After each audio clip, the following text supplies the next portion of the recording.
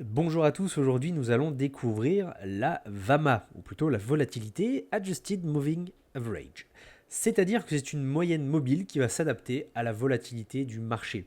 Ici, l'idée de cet indicateur, c'est vraiment de réagir plus rapidement lorsque ça bouge fort sur le marché tout en évitant les faux signaux dans les moments les plus calmes. Cet indicateur est utile à la fois pour Bitcoin mais aussi pour toutes les crypto-monnaies différentes qui nous intéressent. On peut très bien aller faire un tour sur Ethereum que l'on verrait justement les indices de volatilité. Ici, on se focalisera sur Bitcoin pour justement comprendre comment l'interpréter. Alors, la VAMA intègre un coefficient de volatilité, c'est-à-dire que si elle augmente, la moyenne mobile se met donc à jour beaucoup plus vite pour suivre les gros mouvements de prix. On l'a vu à plusieurs reprises lorsque le prix explosait à la hausse, comme ici en 2023, 2024 ou même encore 2025. La volatilité ajustée se met donc en vert et nous montre que justement la tendance est plutôt à la hausse et que à l'inverse, justement, quand le prix repassait sur cette moyenne mobile ajustée ou repassait en dessous, eh bien cette fois on changeait de dynamique. Ici, vraiment l'objectif, c'est d'éviter le bruit, les signaux inutiles et c'est vraiment une moyenne mobile dynamique qui va se calibrer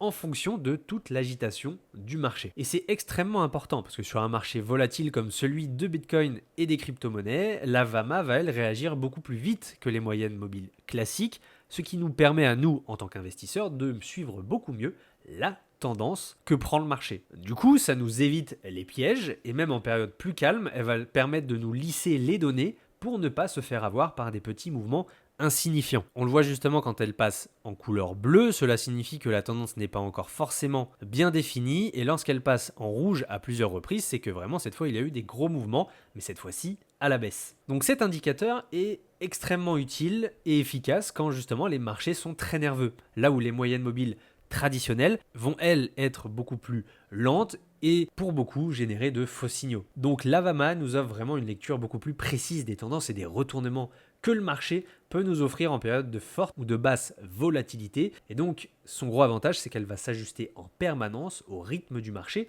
ce qui nous aide à filtrer le bruit et à repérer plus vite les gros retournements que peuvent nous apporter le marché des crypto-monnaies. Merci d'avoir suivi cette vidéo tutoriel et à très bientôt sur Blockunity.